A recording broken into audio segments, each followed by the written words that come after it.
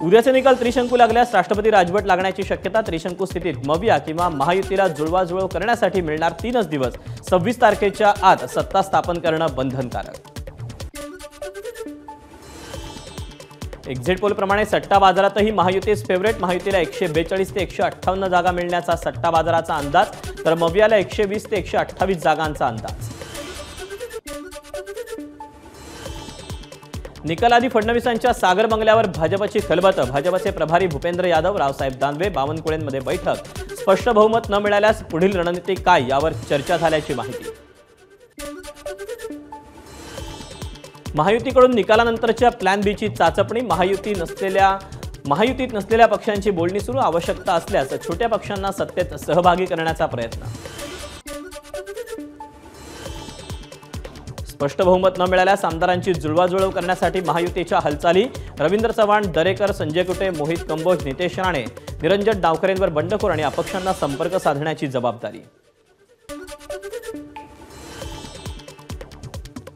विधानसभा निकालापूर्वी उद्धव ठाकरेंनी साधला उमेदवारांशी संवाद। व्हिडिओ कॉन्फरन्सिंगद्वारे संवाद साधून मतमोजणी दरम्यान काय काळजी घ्यावी याचं उमेदवार आणि पोलिंग एजंट्सना मार्गदर्शन। महाविकास आघाडीकडून ग्रामीण भागातल्या आमदारांसाठी मुंबईत हॉटेल बुकिंग। निवडून आलेल्या आमदारांना एकत्र ठेवण्याचा मविया बैठकीत निर्णय झाल्याची राऊतांची माहिती।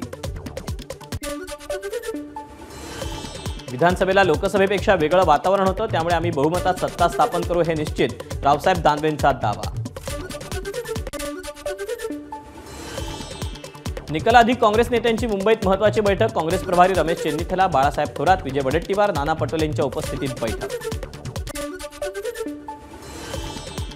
बहुमत आल्यास उद्याच सत्ता स्थापन करणार। नाना पटोलेंचा दावा। आम्हाला बहुमत मिळेल, आम्ही अपक्ष आणि बंडखोरांच्या संपर्कात आहोत।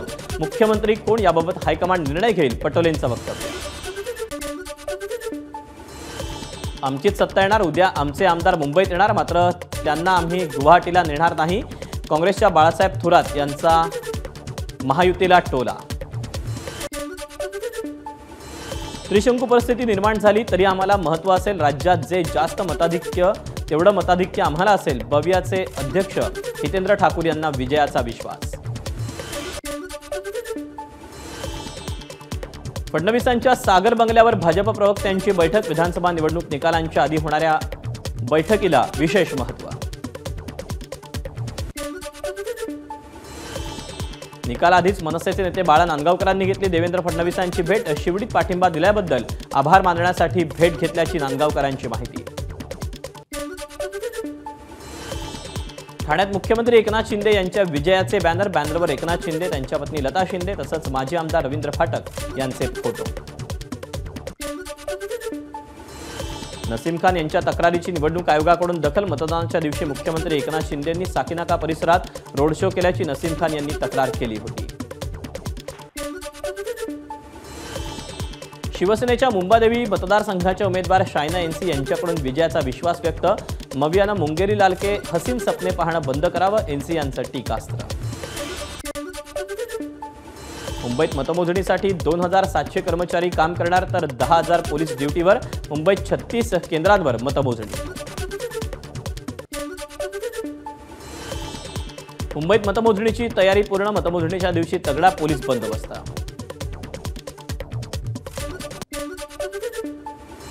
ठाणे जिल्ह्यातील 18 मतदारसंघांमध्ये मतमोजणीची तयारी पूर्ण। स्ट्रॉंग रूम बाहेर पोलीस आणि केंद्रीय सुरक्षा व्यवस्थेच्या जवानांची फौज तैनात।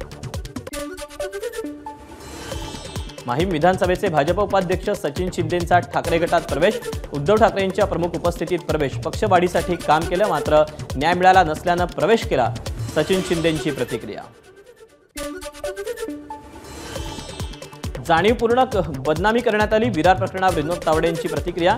बदनामी करणाऱ्या राहुल गांधी, मल्लिकार्जुन खरगे, सुप्रिया श्रीनेत यांना नोटीस। बिनशर्त माफी मागा, नाहीतर 100 कोटींचा दावा ठोकू, तावडेंचा इशारा। नसीम खान यांच्या सुरक्षेत वाढ। नसीम खान यांच्या कार्यालयात 2 संशयित मिळाले होते। या संशयितांच्या मोबाईलमध्ये आक्षेपार्ह चॅटही आढळल्यानं नसीम खान यांच्या घराबाहेर आणि कार्यालयाबाहेर सुरक्षेत वाढ। समीर वानखेडे यांच्याकडून हायकोर्टात याचिका। मलिकांवरील दाखल अॅट्रॉसिटीचा तपास स्वतंत्र यंत्रणेला देण्याची मागणी। मलिक पैसे आणि राजकीय ताकदीच्या जोरावर पोलिसांना मॅनेज करतायत, वानखेडेंचा आरोप। उल्हासनगरमधील चिमुरडीच्या हत्येचा उलगडा, मामानंच चिमुकलीची हत्या केल्याचं उघड, मस्करीत मारलेला फटका चिमुरडीच्या जीवावर.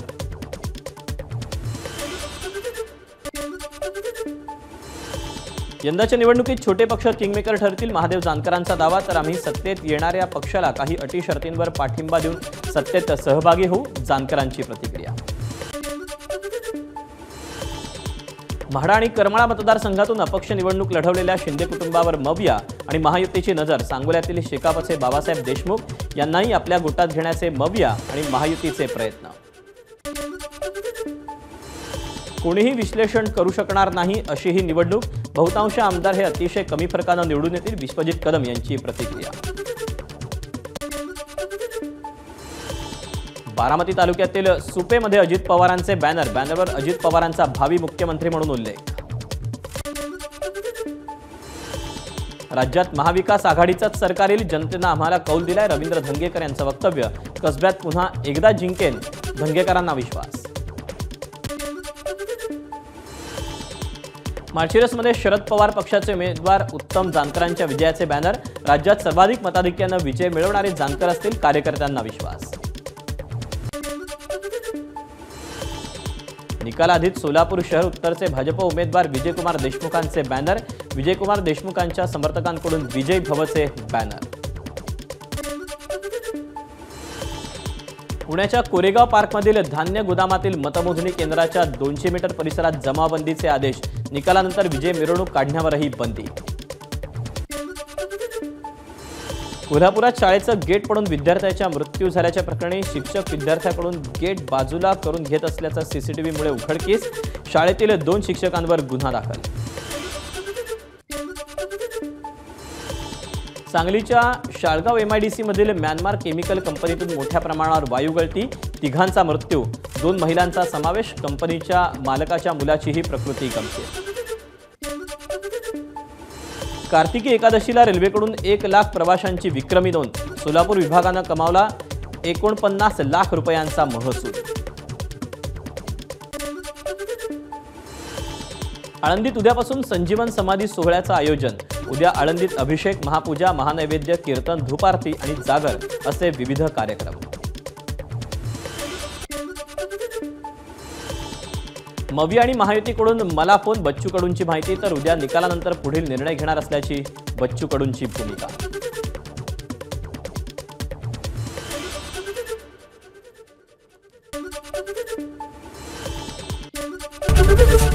ABP माझा, उघडा डोळे बघा नीट.